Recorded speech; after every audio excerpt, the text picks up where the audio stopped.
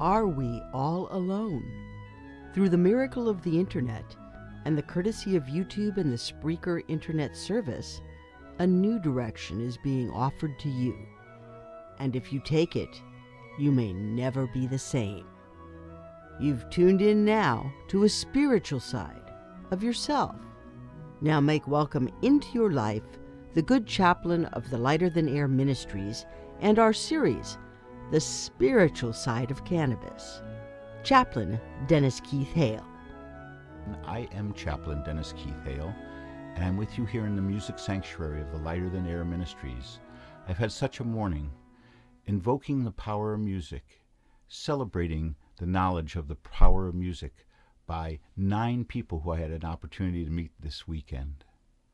The people I meet and talk to about the ministry are often confused, and one reason I approach them is they sort of look confused.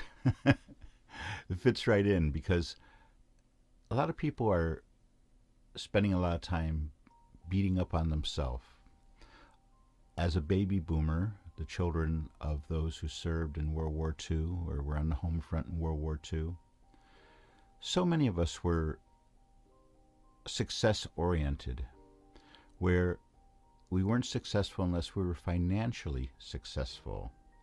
And that has led to a disproportionate share of people of our generation, the baby boomers, to be remorseful and feeling guilty about their inability to rise to the level of some of their peers. Recently, I was listening to the economist Richard Wolff, and he was speaking about the lottery of birth. And this has become an aspect of this ministry that I want to talk about for a moment. Later in the program, we're going to discuss, you know what, the CD challenge. So get ready. Working as a hospice capability with the people who are terminally ill and leaving this world, this ministry has, over the years, been spending a disproportionate time trying to re-educate and allow people who are terminally ill to like themselves.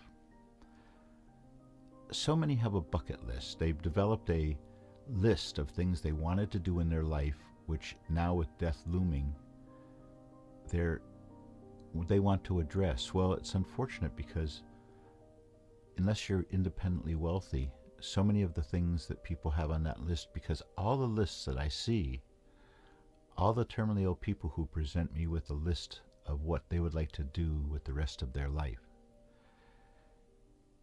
it costs a lot of dough to go to the Taj Mahal, to take a trip down the River Nile, to all these things are to a person who's sick and has been sick for a while in most cases, where resources are running thin. If you do have the resources, bless you, and may you go and take in those sights before you can't any longer. You know, we're not a Christian ministry, nor are we a religious order. We are a spiritually guided ministry for so many years of service to those in the terminally ill community, which is an ever-diminishing community. And of late, we've been allowing ourselves to share all the information, all the insights that we have received going through the gauntlet of death. Oh, these many years, seeing people at the end and seeing the special omniscience they have, the clarity, and benefiting from it many times. I didn't get any, picks for racehorses or anything, but I have benefited so many times from the wonderful omniscience of those who are terminally ill. We've made a difference in so many people's life with music.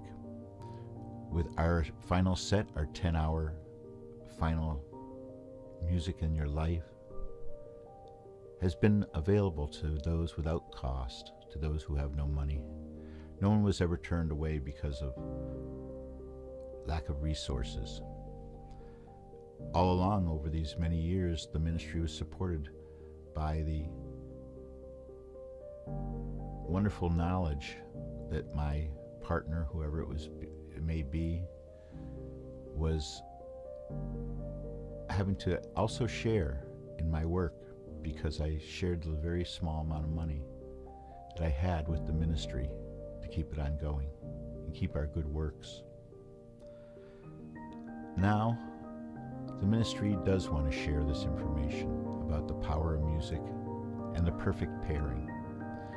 Rather than be worried about not receiving our grant money any longer, we have decided to speak out directly about the power and positive sides of cannabis as a treatment for those who are terminally ill, for sure, but for so many other people for whom life has become a chore rather than a joy. Joy and comfort is what we promise on our stationery head, and we've been working at it for so many years. You know, marijuana has evolved with us as mankind over the thousands and thousands of years. This plant, marijuana, was put on earth for its healing medicinal powers. Now we're only coming back to understanding it. The Native Americans knew about it, but there's very, very little documentation from them. In the East, it was popular for so many years. In the East, the Far East. Music and marijuana pair together in a way that I'm sure if you are a marijuana smoker, you've had those moments, those wonderful moments of clarity and happiness when music and marijuana join together in your life in just the right amounts, just the proper doses, the proper volume level, the place to listen to, and all the variables just clicking all together. If you pursue that, if you pursue getting those variables together and take it as a spiritual part of your life, you'll find that you have a very close friend to call upon whenever you need it in music. The pairing of marijuana and music, our ministry has found that the best recipe for marijuana and music to join together and raise your spirit and raise your heartfelt appreciation of life is by utilizing our 7-minute miracle. That's 7 minutes of smoking marijuana, followed by 53 minutes of listening to the music that you love the most. The 7-minute miracle, it works, ladies and gentlemen. This way you think about getting high. What just happened to me during those 7 minutes?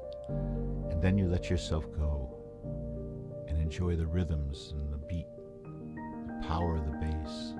You want to have those inhibit your soul for those 53 minutes at least all day.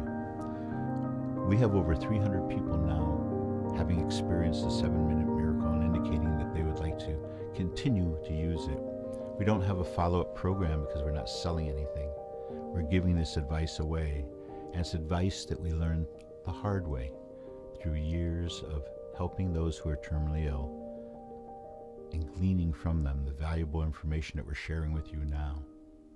You know, on Instagram, you can look me up. I'm called the DJ of Death. And that was a wonderful title bestowed upon me at a very strange day in my life when the columnist, Herb Cain in San Francisco, I sought him and ambushed him, I guess you'd say, to tell him about my story. I met him before when I was actually working for the radio, so it was a wonderful time to see him again. He said, "Oh, you're the DJ of Death," when I told him about my work with the terminally ill. So that's my Instagram name. And it sounds so sad. It sounds so hard-edged, a DJ of Death. Like a heavy metal band with all the makeup. Maybe my next gig. So another thing that's been very, very rewarding for this ministry of late has been the CD challenge. The CD challenge, ladies and gentlemen, where you take your CD collection and you may reorder it if you wish, but as it lays there that day, start your challenge. Start by playing the first CD and you'll end when your collection is over. This may take days, weeks, or months. research says men have in excess of 500 CDs and women usually have around 300. I'm sure that people who enjoy music and people who enjoy the power and beauty of music and marijuana know about the power of music and without recognizing it per se. And I'm sure you have a wonderful collection, and I'm sure you've listened to it at moments in your life when you were high as a Georgia pine. Try the CD challenge, ladies and gentlemen. The CD challenge, where you listen to every CD you have. People who have taken the CD challenge have gotten back to me to tell me that this was better than any psychoanalysis that they ever went through. It revealed more about themselves. It brought back memories. They were confronted with every scratch on that record album they played. I have a friend who has all cassettes that he made from records, and he lost all the records now, and he just has them on CD. And because they were from records, each pop and each jump in the record is a memory, and I share that experience. I've been listening to vinyl every now and then, and it comes back to me. Even sometimes it comes back to me when I listen to a CD and I remember where the record that CD was of. When I remember where the clicks and the pops, some of those parties. So this is this week's edition of The Spiritual Side of Cannabis. Ladies and gentlemen, try our CD challenge. Please try our 7-minute miracle. And I want to reach out to you. If you're watching this show, you're probably already a smoker of marijuana or a liquor. Of recent, I've had some great creme brulee and some frozen confections from the Beazle folks, and what a treat. Although you have to be careful and just take a little at a time, but a sweet treat on a hot day. I thank you once again for even tuning in. To our network of people I'm still sending DVDs to, thank you. I'll continue to do that as long as you continue watching them. The rest of you who watch on either the closed network that we have on our website or through YouTube, thank you. Thank you so much for joining us. I'm Chaplain Dennis Keith Hale. We are the Lighter Than Air Ministries in Cotati, California, and we thank you.